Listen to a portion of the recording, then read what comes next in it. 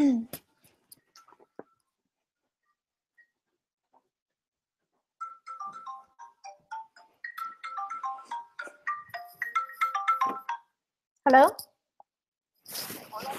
Hola, señora Keila, ¿cómo está usted? Bien. Yo he visto su llamada, pero no el mensaje.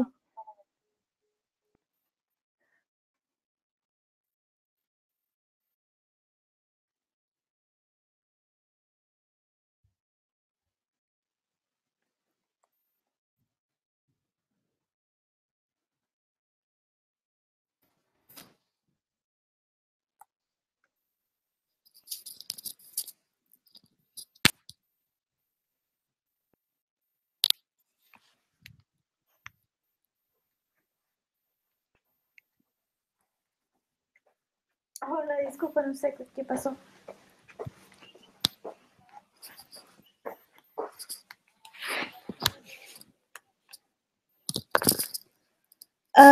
Teníamos una cita para la consulta para revisar y empezar con la prótesis, pero en el viernes pasado o hace 2 semanas, no recuerdo, usted dijo que no está, pero ¿usted sabe cuándo va a estar?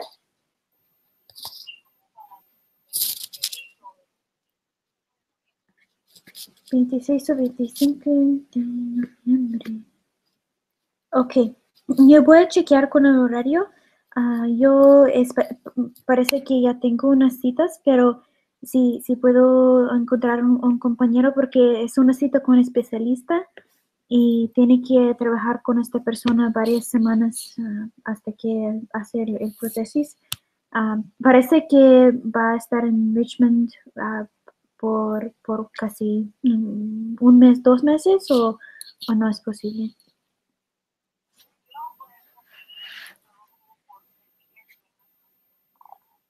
Ujú. Sí, es difícil porque para hacer un prótesis tiene que estar en la escuela varias semanas como estar, después la otra semana, hace 2 semanas o 3 semanas otra cita, porque hay varias cosas que tiene que hacer antes de que mandamos al laboratorio para fabricar el prótesis. Queremos que parece bien y se puede llevarlo bien. Ah, pero podemos usar una cita para su limpieza, creo, si por lo menos, y hablar un poco más. Para hacer un prótesis definitivo, no temporario, es un poco más citas ocupa.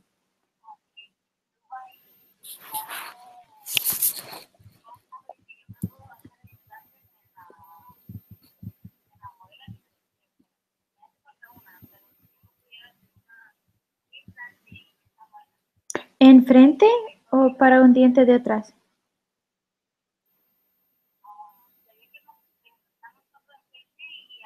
Ujú. Ajá. Los de frente no hacemos nosotros en la clínica estudiantes, hacen en otra clínica de AGD como especialistas.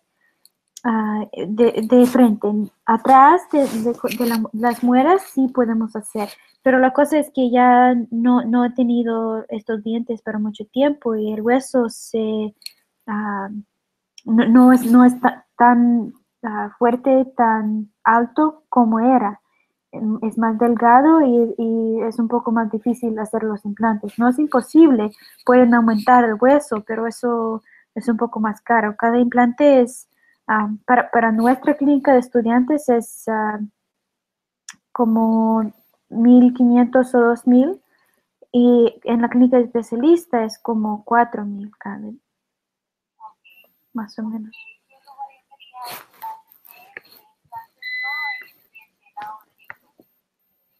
Ujú. Ajá,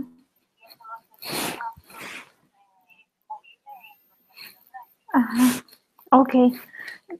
Ok, sí, está bien. Solo es que no sé si este diente que quiere poner un implante es abajo o arriba. Ok. Por eso yo no sé si sirve poner un implante, si ya va a tener un prótesis allá, quizás mejor si ponemos un diente en prótesis atrás, porque es bastante caro para poner un diente y igual va a tener algo. Hey, Lubov. Hey there.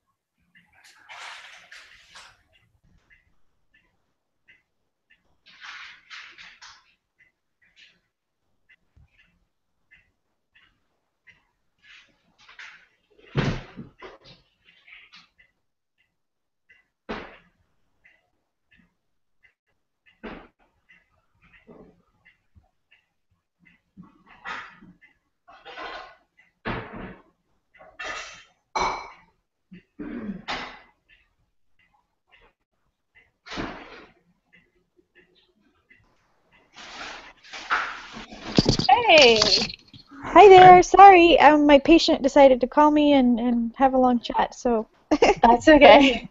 Hey, hey, Kaylee. Kaylee. How's it going, So good Ryan? to be Good. connecting. Yeah, we're connected. I can hear you guys. Cool. Are you in the kitchen? It looks like. Yeah, I'm in my kitchen. Did you ever live in Park Woods? No, I don't think I've Oh. even ever been like in there to visit or anything. Oh, well, I'm in Park Woods in my first apartment. So, Nice. yeah. Ryan, are you all alone? So far I am, yeah. Well, there's the three of us, so you're not alone. Well, we got a couple of minutes here, so we'll see. Okay, cool. Yeah. So wait, this isn't held at Ryan's house. This is just like all online. Well, it is at my house. Nobody's here yet, though. Ah, okay. Okay. Got some slackers, is what you're telling me. And that's Right. they're not here yet, so. Gotcha. Gotcha.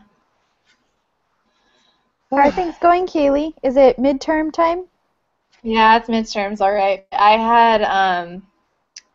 had my test in biochem on Wednesday, so after that I've been really carefree ever since. Aren't you a junior? So, Why are you taking biochem?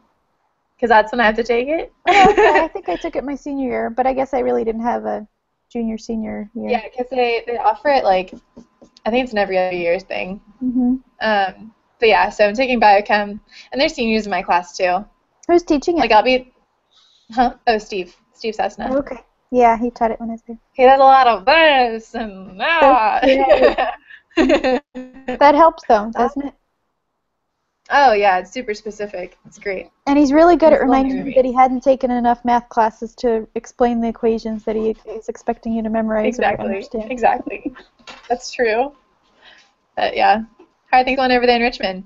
They're going pretty well. I'm actually not in Richmond right now. I'm in Northern Virginia. I've been on a rotation this week. It's been a lot of fun. Oh, cool. Cool. What are you rotating? Like, what's your rotation? It's at a dental clinic at a place called the Northern Virginia Training Center. It's a place, I guess a residential facility for adults with disabilities, and they're actually closing in December. So I was hoping to work in their clinic because it's really nicely set up where they can do sedation for people who, mobility issues, they can't sit still, or behavioral issues, they can't cooperate. So it's nice to be able to have some more complicated options for them so that they don't have to go to the operating Sorry, room. I just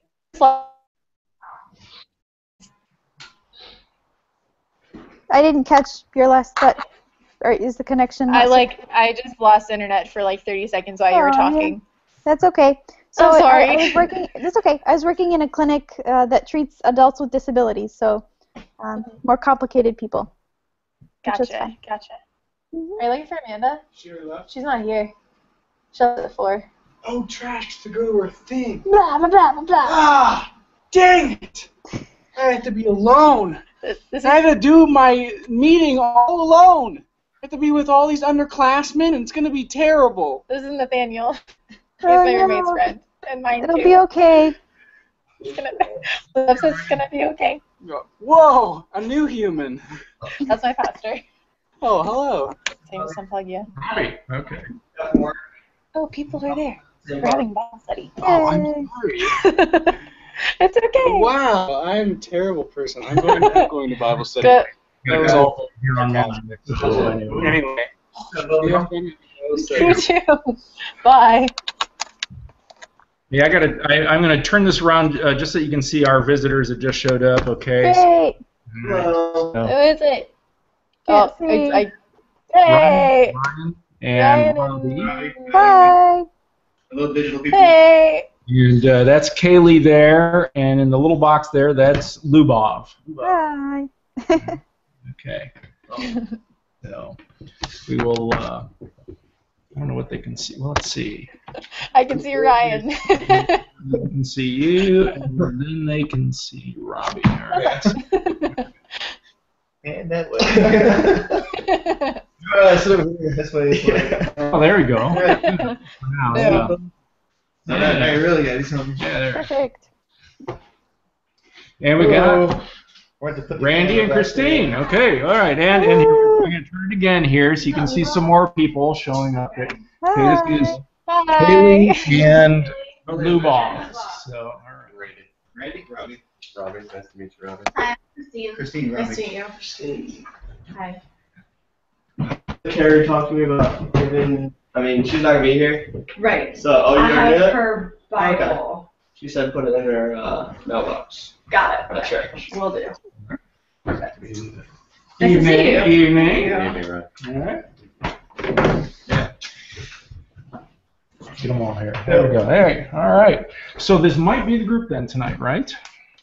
Okay. I don't know anybody else. Yeah, 'cause you said Carrie's not coming. Carrie's not coming. All right. So Oh. probably everybody that we know of. So She said she's going there's to 4 or 5. Well, there's 7 of us then altogether. That's not bad. Okay. All right. I'm going Hi, to. Lori. Oh, and Lori's here. Yeah. Well, okay. All right. So I'm gonna tilt this so it's looking at me, not because well, just since I'm doing most of the talking, I guess that'll make more sense, right? Sure. All right. It looks like Kaylee has lost her internet connection again because whenever she stops to move, that means that there's no internet. So we'll wait till she's come back on. Oh, I'm back. Are you I'm back? here. Okay. All right. Don't worry about me. If it goes off, it goes off. I'm at college. It happens. Well, let's begin with a prayer. All right. Let's pray. We thank you, God, for the gift of this evening, the gift of these friends gathered together, the gift of your Spirit, and the gift of this scripture, the book of Ecclesiastes. And may we together now be guided by you so that these scriptures now inform our lives and help to guide us. In Jesus' name, amen. Amen. Yeah. Robbie, I don't know anything about you. Could could you just give us a little bit of something? Ask away. Ask away. We want to. What's All your right. deepest, darkest? So you're what was the connection again? You guys are in the same apartment building or something like that? And we work together. And you work together. Okay. We actually cubicle Wow. neighbors too. Yeah, we are. Okay. So, I'll tell you. Yeah, I'm Robbie. I work with Ryan. Okay. Graduated at Tech 2 years ago, and got my master's at ODU this past year, Okay. and got a job here in Richmond. So, All right. welcome any questions you have, I guess. Okay. Yeah. How long have you been in the area? Oh, since July. Yeah. Actually, I'm gonna turn this over here because I think what we should do is everybody should say something about themselves. So let's see. What should the question be? Well, obviously you should say who you are and what you currently do, all right? And then and what, since my dog just jumped up here, what has been your favorite pet? If you've ever had a pet, what has been your favorite pet? Why was it your favorite pet? Okay, so Robbie, again, tell us what you do. Traffic engineer. Traffic engineer. And my favorite pet was my dog Harley. Had him since a puppy. Today I had to put him down. He swam more than any dog ever swam in his life. That's all I know. Rivers, lakes, pools, doesn't matter. Yeah. Oh, great. So, great. Best thing ever. Very good. All right. We will go to Randy next. Hello, I'm Randy. Right now I'm working as a pharmacist over in with Rite Aid. It's on the corner of Broad and Belvedere, which is where I work, so downtown. My favorite pet, probably our current cat, Minion, and she's my favorite because she follows me around everywhere, and she likes me better than my wife. It's a scientifically proven fact. I'm Christine, and Minion is not my favorite pet. I teach high school English at Verona High School, and I've been there going on 5 years now. And my favorite pet was we had 2 gerbils, and we thought they were sisters, and then one had babies. Although I just heard of an animal that parthenogenesis, an animal that wasn't supposed to be able to do that. What was that, honey? We just read about it in the paper. What was that? It was a snake, wasn't it? There's a bunch in the zoo that do that. For the second Say that again, Kaylee? It's had a baby snake. A bunch of lizards do that. Yeah, I think there's some worms too. Worms do that. Yeah, well, okay. All right. Well, we'll get. All right. Okay. I'm Ryan. There I am, and I'm the pastor at First Mennonite Church. And my favorite pet. I'm going to say 2 of them. I mean, my favorite really was a long-haired Peruvian guinea pig that I had in college, high school and college, Maximilian, and wonderful. And I took him to college with me, and my roommate didn't like it. My roommate thought, he would be chomping on his water bottle all night, things like that. So I kept him in the lounge, but then the cleaning lady thought it was a puppy, and so I had to get rid of my dog. I said, it's not a dog, it's a guinea pig. Anyway, I was just hassled too much, so I had to get rid of him. I was really, I did not. Yeah. But the other favorite one was when I was 5, my 5th birthday. I think it was my 5th birthday. Maybe it was my 7th birthday. Anyway, I think it was my 5th birthday. I got a hamster from the girl that I wanted to marry. I mean, a girl I was in. Wasn't me. Yeah, I mean, this is a girl I fell in love with the first day of kindergarten. I just won her, and wow, and that's what I wanted to. And she gave me a hamster for my birthday, and I thought, wow, this is it. Yeah, so that was definitely a favorite. Okay, all right, now we'll go to you, Ryan. I'm Ryan. I work with Robbie. I'm a road design engineer. Graduated from Tech a couple years back, 2014, I guess. My favorite animal is probably our dog, Zeke. He was great until he got cancer. And then we also had this goldfish that was really awesome back when I was like 6 years old. But then we messed up the water or something, like the water solution, and it was gone.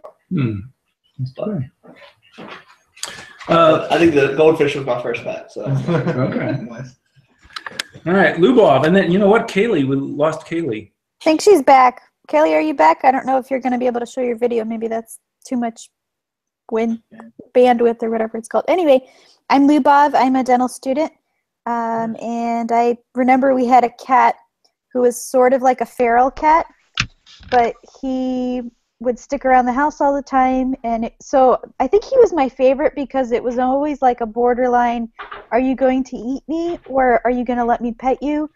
but yet you come back every day for food type of relationship. So I really enjoyed having he was like this huge, massive orange cat.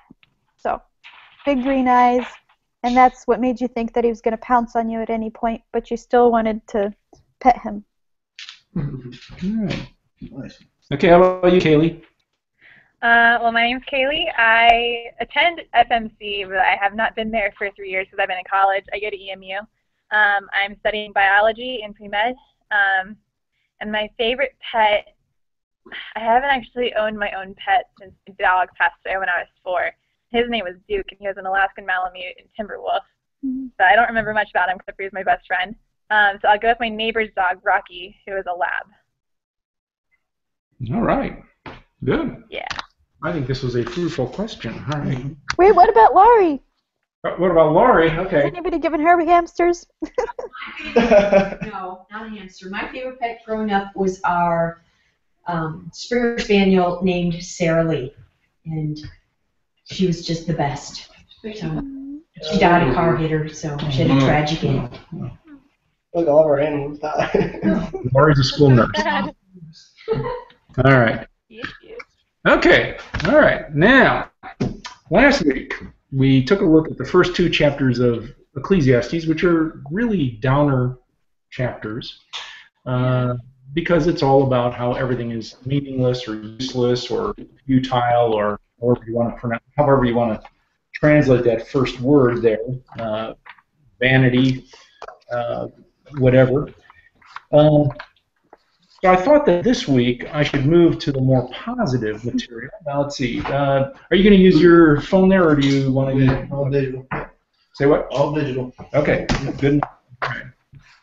All right.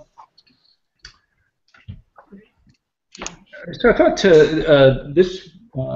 tonight I would focus on more positive passages, and even though the teacher, and I'm just going to call him the teacher, that's kind of his name for himself here, even though the teacher views everything as being useless, and even wisdom is useless, because as he says toward the end of chapter 2, you can be very wise, and yet when you die, some idiot can get you all your stuff, and what was it all for? And he just doesn't see the point to anything. So even if you're wise, there's really no benefit.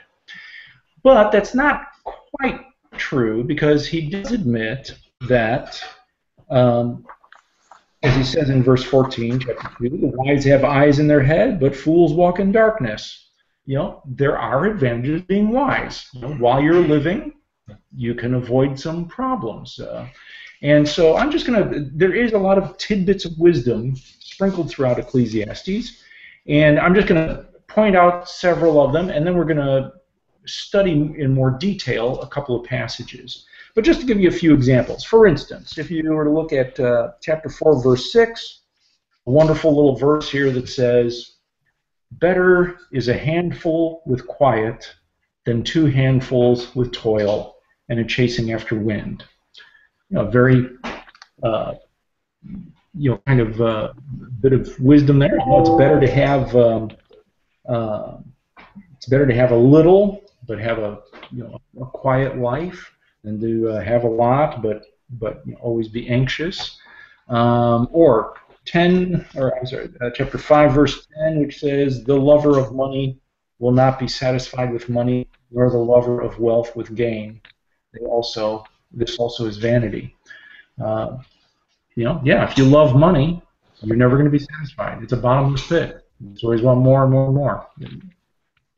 Or 2 verses later, verse 12, 5:12. "Sweet is the sleep of laborers, whether they eat little or much. The surfeit of the rich will not let them sleep." Again, it's this idea that it's better to have a little than to have a lot. When you're rich, you got to worry about who's going to steal your stuff. If you're getting by, you can have maybe an easier life. Or 7:5 is a nice statement. "It's better to hear the rebuke of the wise than to hear the song of fools." It's a good wise saying, right? I mean, it's better. We don't always think it's better to be rebuked, but if somebody wise can point out things that we could do better, that's better than fools telling us how wonderful we are and singing our praises. Good bit of wisdom there. Or verse 10 in chapter 7. Don't say, why were 4 days better than these? For it is not from wisdom that you ask this. You know, we always have this nostalgia that the past was better. And but the teacher says, no, that's foolish. The former days were better. It's not from wisdom that you say that. All right, so that just kind of gives you a sense of the kind of wisdom that's here.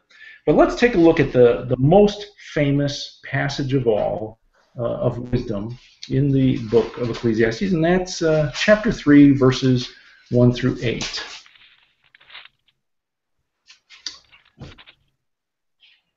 For everything there's a season, and a time for every matter under heaven. A time to be born, and a time to die. A time to plant, and a time to pluck up what is planted. A time to kill, and a time to heal. A time to break down, and a time to build up. A time to weep, and a time to laugh. A time to mourn, and a time to dance. A time to throw away stones, and a time to gather stones together. A time to embrace, and a time to refrain from embracing. A time to seek, and a time to lose. A time to keep, and a time to throw away. A time to tear, and a time to sow. A time to keep silence, and a time to speak. A time to love, and a time to hate. A time for war, and a time for peace. Now, why do you think this has become such a famous passage? What's so great about this passage? I mean, they even did a song about it, right? Back in the 60s, For Everything Turn. Do you guys know that song? Yeah. Simon and Garfunkel? No, it's not Garfunkel. I forget who did that. For everything turn. Anyway, I'm not going to sing it, but anyway. So, and I remember really liking the song, you know, back then, but also wondering, what does this mean? Because I wasn't really sure what it meant. I'm not sure what this means. But, well, first of all, do you like this passage? If so, why do you like it? And what do you think it means? I kind of like it because it covers a lot of issues. I mean, a lot of things. Like, any part in your life, you can kind of look here and be like, oh, there's time for this. Okay. I guess it's kind of comforting. It's comforting because no matter what happens, it was... There's a time for it. I mean, just because it's... Everything's going to happen. Yeah. Everything's going to happen sometime or another. Sort of, yeah. So, if lousy things are happening, well, there was a time for that to happen. It was eventually going to happen eventually. Okay. All right. How about for others? What's the attraction here, or what do you think this means? Kind of, thinking off what Ryan was thinking. I mean, yeah, this is going to happen one way or another. There's going to be a time for it, and you just got to be prepared to handle it. Okay. Regardless. Okay. Yeah. Life is going to have its ups and downs. Accept it all. Randomness. So yeah. So. Randomness. Okay. All right. Okay. Anybody else? What do you think it means? I think when I read it, the use of the word like a time makes it sound to me like I'm not in control. Like someone else is appointing a time for these things to occur. And some of the things are a little bit troubling, like a time for war and a time for peace. Yeah. So some of these negative things, it bothers me a little bit that there's someone who is telling me that there is an appointed time for this to occur when I see it as a negative, even like a sinful, corrupt thing. Yeah. There's a time for war, like we're supposed to go to war, or there's a time to kill, we're supposed to kill. That kind of takes back to Joshua, where God was like, time to go to work, good, so, just crazy. Yeah. But I've had those same thoughts, this seems to be saying, not only is it sort of accepting that war happens or killing happens, but it's almost like saying, well, there's a right time to do that. Yeah. Here's the time to do it. Yeah. Any other thoughts about this? the couplets that are used, they're kind of contradictory, so you kind of hope that not everybody's doing one or the other at the same time, that they kind of balance each other out. Okay. All right. I'm hearing you say that since each line has an opposite to it, that not one or the other kind of prevails. There's kind of a balance in life. Is that what you're saying? That's what you would hope, that not everybody's doing one thing or the other at the same time. Okay. All right. Yeah, there is kind of going back, Christine, to your comment about, is this suggesting that certain things there's an appointed time? Like, is this kind of predestined? Is there a predestined time to do this and a predestined time to do that? Is there, has God already kind of set it up? Okay, this is when you got to do this. This is when you got to do that, and that may not be comforting for some people. We would like to say we've got some freedom here. I think it is a little bit ambiguous. Is it suggesting or is it not? I think there's another possible meaning here, and that is that we need to make choices, and what is the right choice is not just based on, oh, this is morally good and this is morally evil. It's more than that. Wisdom means living kind of the right life, means knowing the right time to do one thing or the other. So I think a good example of this is in the book of Proverbs, in chapter 26. My favorite two Proverbs, they're right next to each other. Proverbs 26:4 says, "Do not answer fools according to their folly, or you'll be a fool yourself." And then verse 5 says, "Answer fools according to their folly, or they'll be wise in their own eyes." So you have two opposite proverbs side by side, and in a sense, isn't wisdom the ability to know when to do one and when to do the other? When do you confront somebody who's being foolish, because otherwise worse things are going to happen?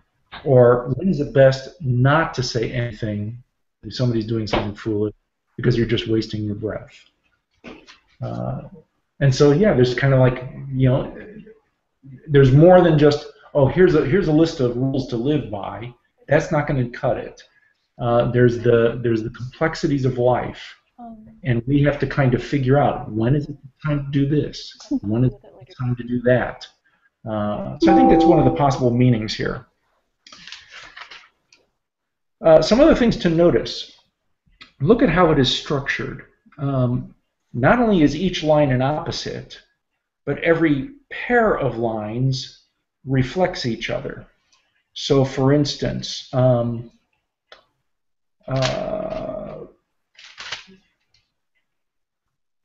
time to be born, a time to die, a time to plant, a time to pluck up what is planted. Both lines are really kind of saying the same thing.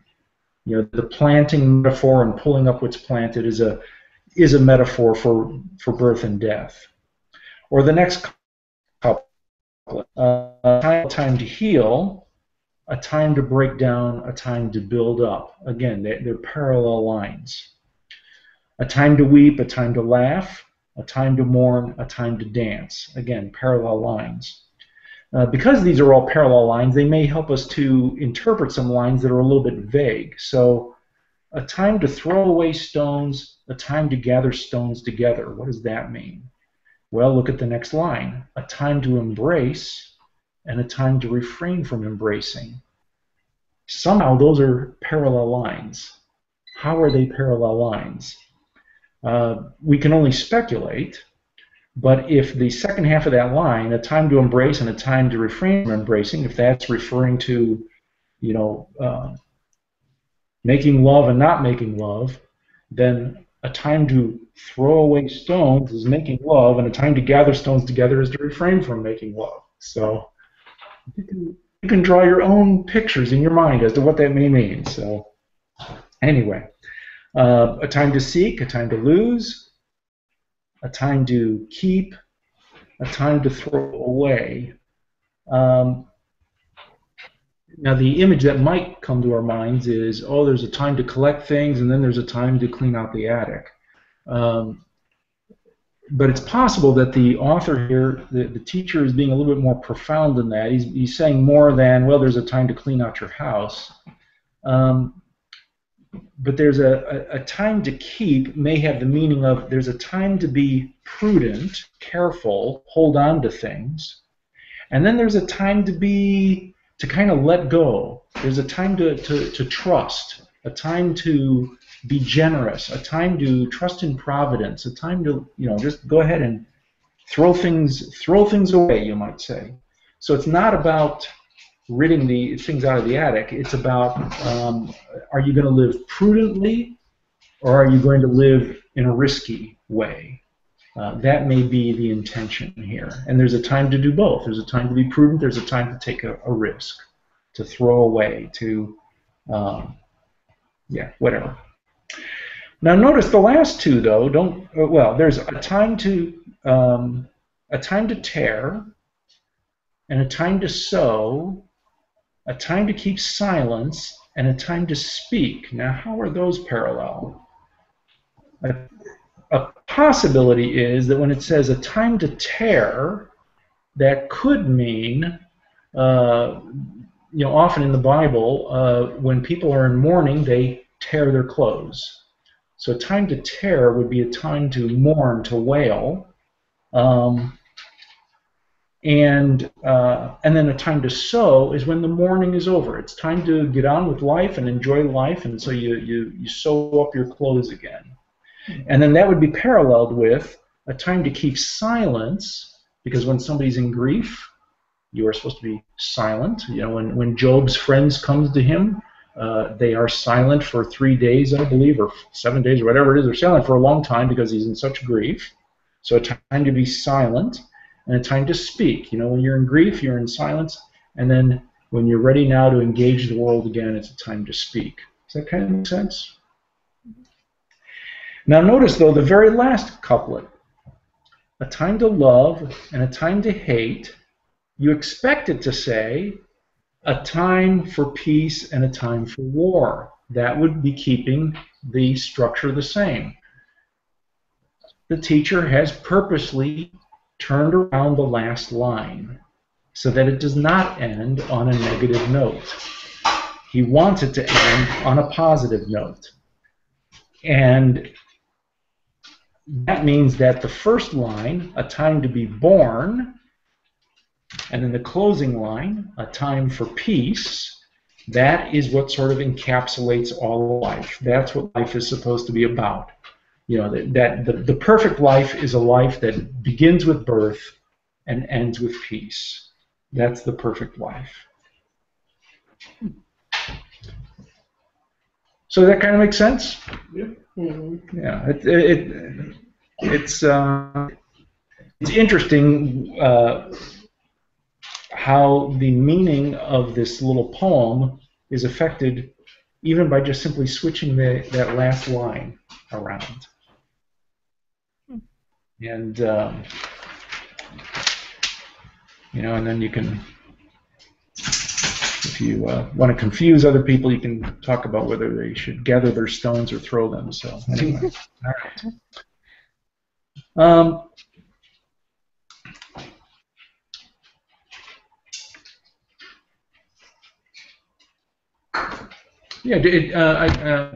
Any further thoughts on this, or the question you brought up? Is there a time to kill, a time to heal, a time to have peace, a time for war,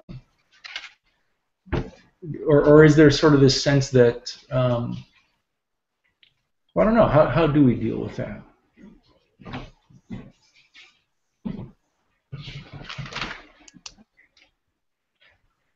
Does that go back to whether or not this is descriptive or right? prescriptive? Exactly. Is it descriptive or prescriptive? Yeah.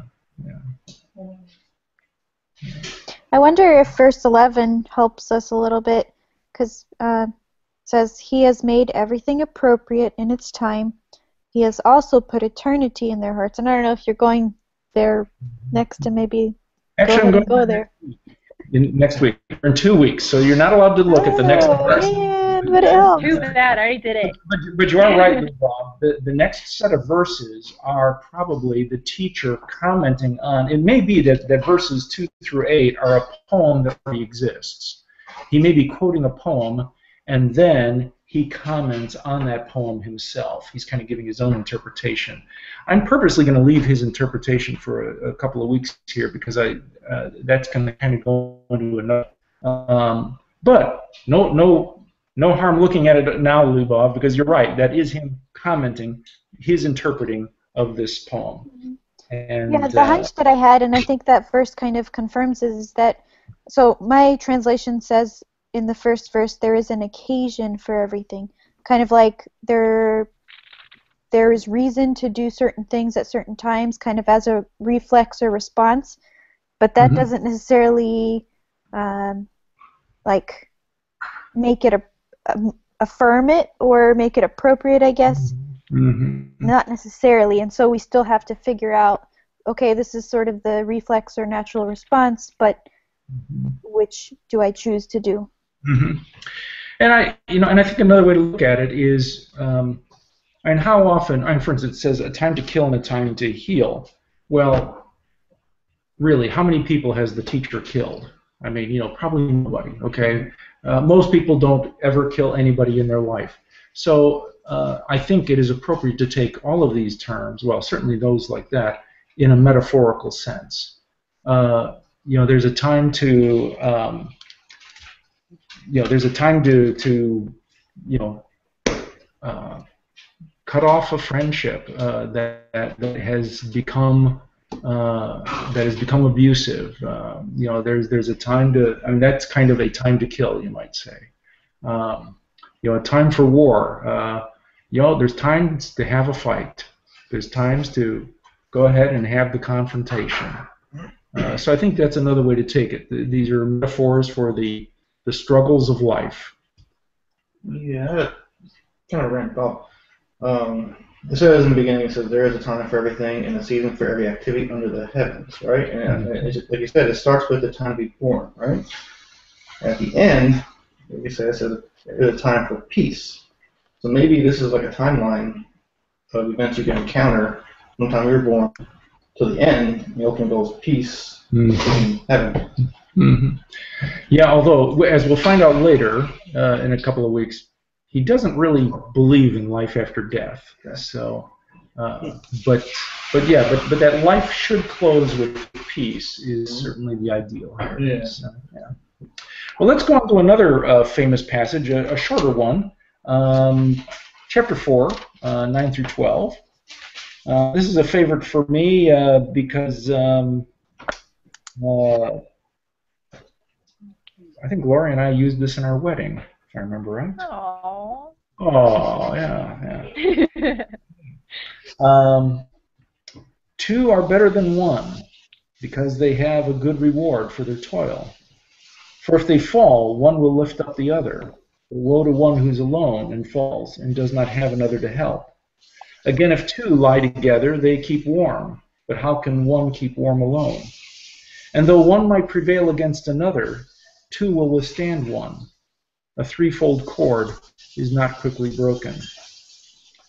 And you can see how this might be an appropriate passage for a wedding, two are better than one kind of thing. And indeed, it may have marriage in mind when it uses the line, if two lie together, they keep warm. How can they keep warm alone?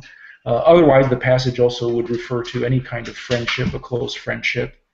But what do you think of that very last line? A threefold cord is not quickly broken. Suddenly it switches from 2 to 3. What's the 3? What do you make of that? Holy Spirit. 3 in 1. Holy Spirit. Okay. God being with us. Any other thoughts?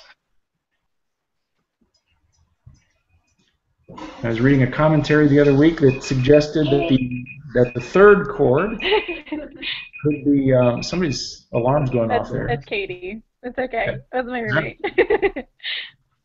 Could the threefold chord, could the third in there be a child being born? So if this is a couple, then they have a child, and then there's 3, and we got 3 of them, then you got a cord that's not quickly broken. Maybe. I think we quickly What if- jump to kind of God being in the midst because we like to sort of use it as a blessing to couples. But, he's talking about this third person that goes against the 2 people right before then. So I don't know. Could it be that they have somehow won over this third person? The 3 of them? I don't know. That's great, just Lou wonder- Bob. A new interpretation. All right. The Lou Bob get it in the commentary. books. I was going to have more of a Sunday school answer and say that God was the third person in the relationship. Right. But maybe But I don't know too if basic. that's what the teacher intended. I mean, why did he write right before then the numbers there and then I don't know. Oh. You see, that's the wonderful thing about this book. Since it doesn't say what the answer is, we can make up whatever we want. So, but yeah, okay. All right, now let's move to a passage that is a much trickier one. Well, not trickier. It just well, let's just see whether you agree with him or not. Chapter 7. And we're just going to look at the first 3 verses. The passage actually goes longer than that, but I just want to focus on the first 3 verses here. A good name is better than precious ointment, and the day of death than the day of birth. It is better to go to the house of mourning than to go to the house of feasting, for this is the end of everyone, and the living will lay it to heart.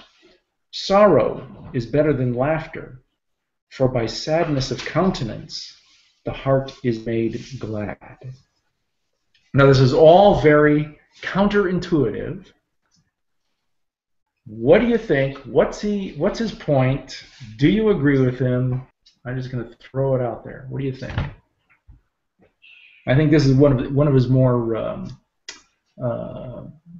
suggestive passages. Anyway, what do you think?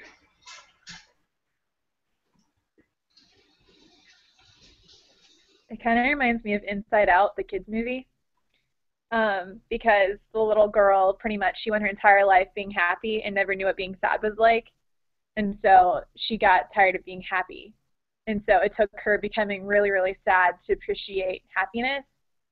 So that's why I think being sad for a time or struggling for a time, one, it gets you to rely on God more often. 2, it gets you to appreciate the human experience of feeling sad and feeling angry and feeling challenged and being frustrated.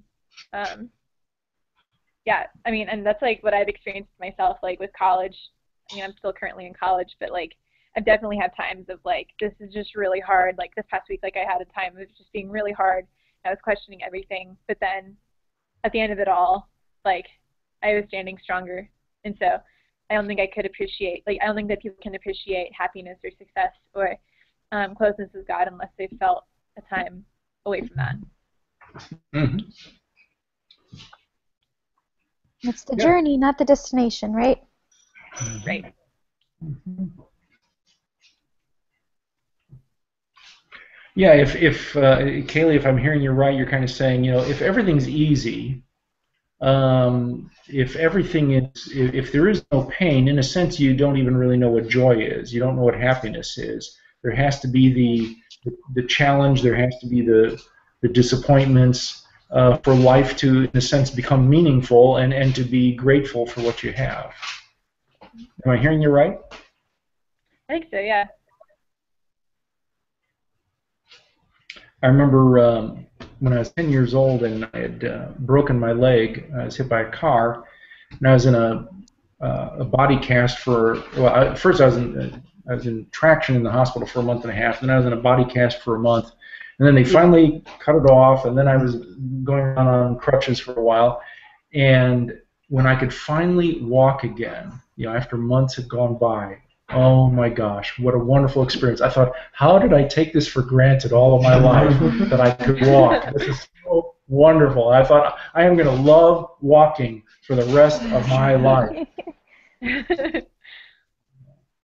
So you never complain when you have to walk a really, really long way. You're just really thankful.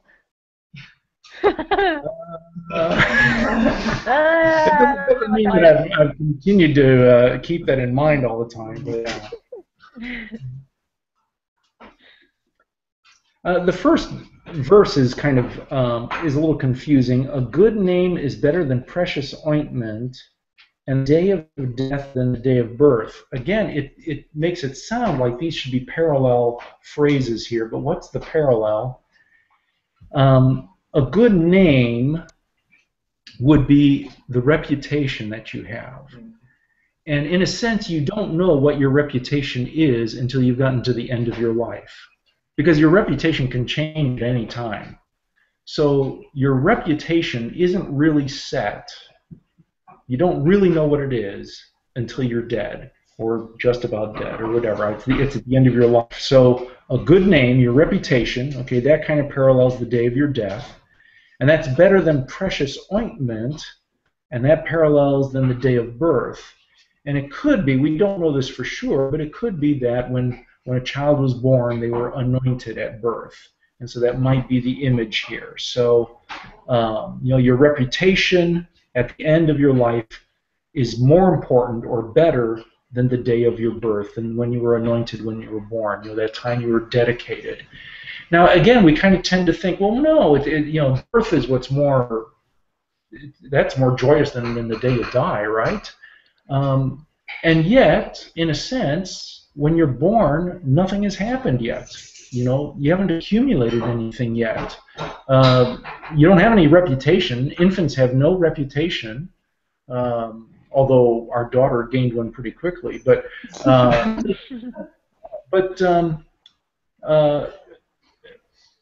I think the teacher is suggesting that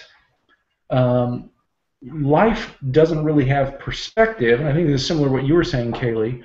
Life really doesn't have perspective until you've lived your whole life, and it's only when you recognize that life is finite, that there is death, that in a sense life becomes important. It's because we die that we say to ourselves, I got to get some stuff done. I want to accomplish something. And really think about it. If nobody ever died, would we be such lazy bums? And most of us would. I would be. I'd be very lazy.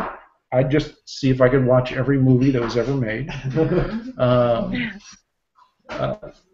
But really, it's knowing that you have a certain amount of time that paradoxically gives life more meaning. I mean, it's interesting. Death takes away meaning from life, but it also gives life meaning. It's a paradox I haven't quite gotten my head around yet.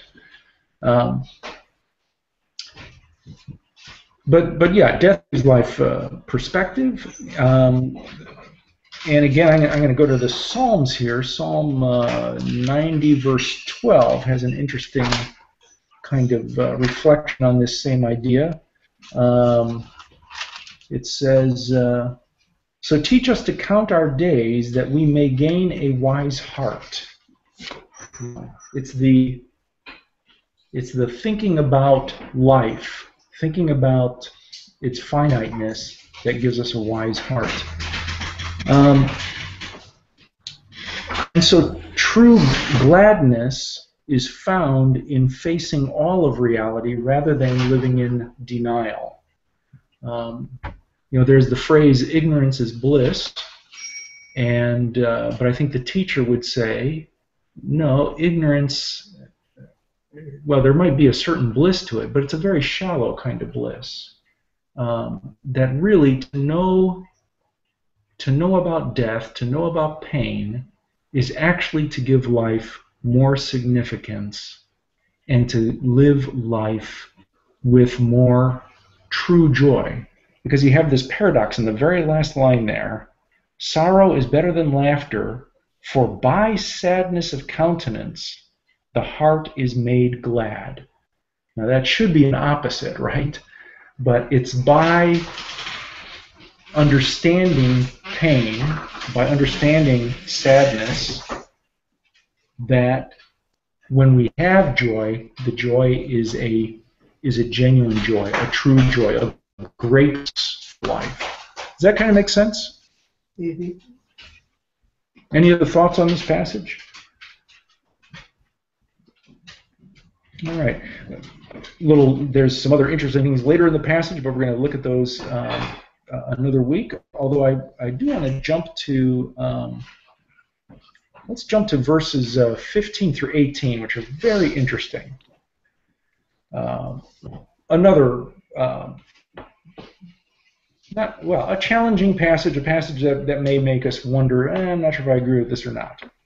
In my vain life, or useless life, or whatever, however we want to translate that, in my vain life, I have seen everything. There are righteous people who perish in their righteousness, and there are wicked people who prolong their life in their evil doing. Do not be too righteous, and do not act too wise. Why should you destroy yourself? Do not be too wicked, and do not be a fool. Why should you die before your time? It is good that you should take hold of the one without letting go of the other, for the one who fears God will succeed with both. I'd be interested, do you have a translation that says anything significantly different from what I just read? Particularly that last line, verse 18. How do other translations read that? NIV says, it is good to grasp the one and not let go of the other. Whoever fears God will avoid all extremes. Will avoid all extremes, okay. Mine says succeed with both, but yeah, okay. Will avoid all extremes. Is that what you said the NIV says? Mm-hmm. Okay, so that's a little bit different. Will avoid all extremes. What's your verse 17? Verse 7. Do not be wicked? Do not be too wicked. What does yours say? Mine says over wicked. I didn't know if you over wicked? Yeah. Over wicked. I didn't know if yours was wicked. Yeah, not too.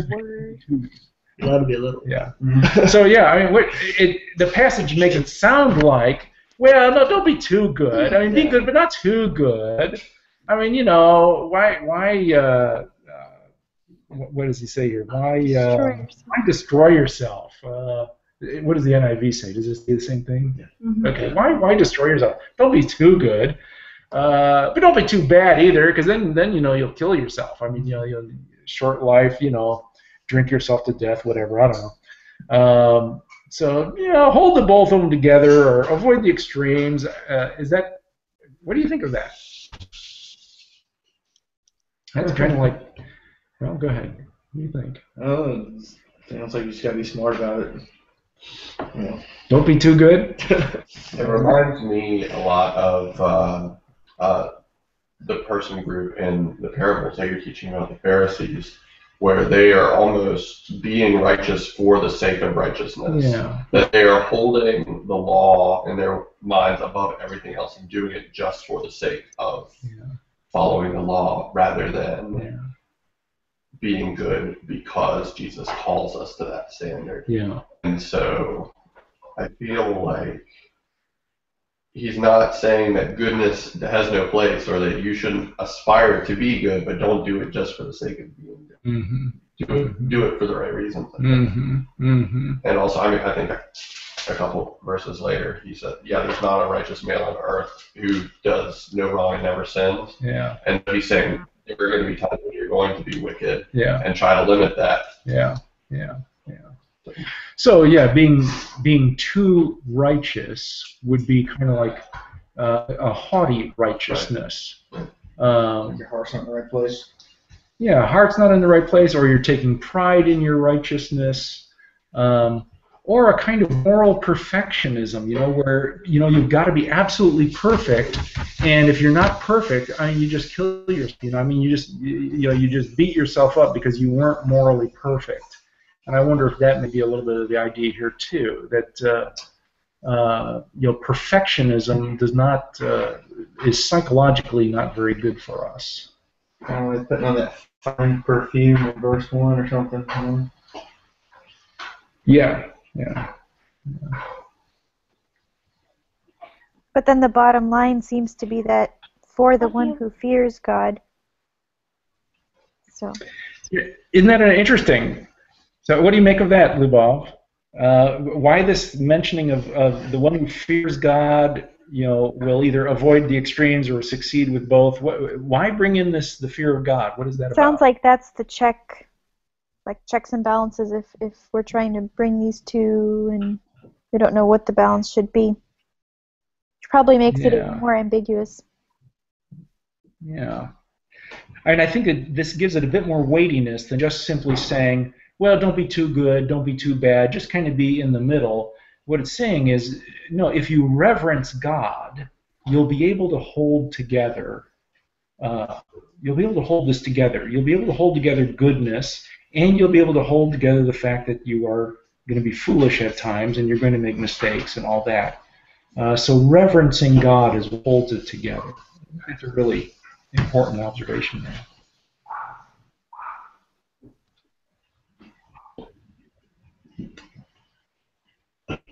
Yeah. Well, very good. Well, those are that was kind of as far as I wanted to go tonight with the wisdom of Ecclesiastes, and next week I want to explore a bit more. He comes to a point of trusting God without ever really using the word trust, but there is a sort of trusting in God in this book. And so I want to talk about that. Some commentators say that Ecclesiastes doesn't really have a theology. It doesn't really talk about God. It doesn't have really an idea about who God is. But actually there are some hints in the book of Ecclesiastes. God really is important, and I think that the verse we just read here shows that, yes, God actually is very important for the teacher's philosophy. And so next week it's going to be kind of the role of God and being able to trust God, and that kind of enables us to get through this life. So that'll be for next week, and again, I'll be kind of skipping around in different places rather than going through the book, chapter by chapter. And I thought what we could do next is have something to drink and get some snacks out. So you guys can watch us. You can watch. So there. Anyway, any thoughts from anybody about what we talked about tonight? Well, something I found interesting was a lot of times, like earlier in my life, people have told me that I need to not hold on to everything so tightly, and that you had to let go before you could take on something else. So I think it's interesting that it says to not let go of either, to not be extreme. Mm-hmm. I thought that was interesting because it goes against like what I was actually told. It's not in the same context, but I just thought it was interesting. Mm-hmm. Mm-hmm.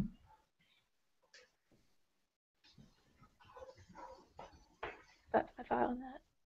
I like that we're interpreting the poems as poems. Like I've heard people teach on Ecclesiastes before as like prescriptivists. Uh-huh. Do you know what I mean? Yeah. And so it's kind of refreshing to approach it and approach the entire book instead of taking one or two verses out of context and then using that to declare like some sort of law or something that God is telling us to do. Yeah, some sort of theology. So I'm finding this really refreshing. Good. Good. All right. Well, I will get some snacks for you guys, and we have a Keurig coffee maker. So if you'd like to pick out a particular coffee, you may. If you would like tea, we can make tea. And I also bought some apple cider, and of course we have water and milk and things like that. Apple cider. Yeah. Come on. So here, if you, I'll just get everything out, and I'll bring in. Well, while you guys are waiting for drinks and snacks, can we talk about carrot toss real quick? Yeah. Yes. Go ahead. You do that, and I'll get some snacks for you. All right. So I've got this. You can look at the computer. I've got the Google Sheet thing pulled up. So who's actually making the casserole? Pat found someone, and I don't remember who it is because I'm really new, but none of us are doing it. It's like... Well, as long as it gets done, and I know I'm buying stuff for it, so I need to know who needs it. Yeah, I think we're going to bring all that to the church. Yeah, I was told to just bring it on Sunday. Yeah. Okay, sounds good. So we're going to make it at the church. Cool. Yes, but I'm not available on Tuesday night, so But I mean, will the be group there. that's coming Yes. will help me. Okay. Yeah, and I just found out I can join. I thought I was going to be busy that evening, but I got out of it, so I'll be coming too. I just wanted to make sure somebody was making it. And then packing lunches and stuff like that, we'll just do it right there. That's my understanding, yeah. Okay. Thank you. So you guys are doing this on Tuesday? Are you coming down, Kaylee? Well, I have fall break, but I have to leave Tuesday afternoon. Bummer. So kind of stinks. But I might help out on Sunday or Monday night, depending on who's doing it and if they need help. So you said you're doing it on Monday too, Lubos? Yeah, Sunday? well, I'm not going to be there probably Monday, but the small group, the Eshelmans and Reinfords and those folks, they'd be probably happy to have you. Okay. Yeah, that was this thing we're talking about is we're hosting Caritas, which is like a homeless group of people that go around different churches. I mean, different churches host them, I guess. They go around. So we're providing like a meal for the evening and then like lunch for the following day. Well, okay. So Provide them with good company. To the church. Eat, whatever. Anybody want apple Go out and cider? about wherever they go. 1, 2. Thank you. Apple cider street review. I'll just have a coffee. Coffee? Yeah. Okay, come on up for a coffee. Okay, guys, it was nice to see you guys and talk to you. I'm going to sign out and head back to Richmond. All right. Oh, okay. Good luck with the rest of your exams, Kaylee, if you have any more. Oh, I'm done. All right. Well, done. congratulations for a little while. Yeah. All right, bye. Good night. Cool. Bye, Lubos.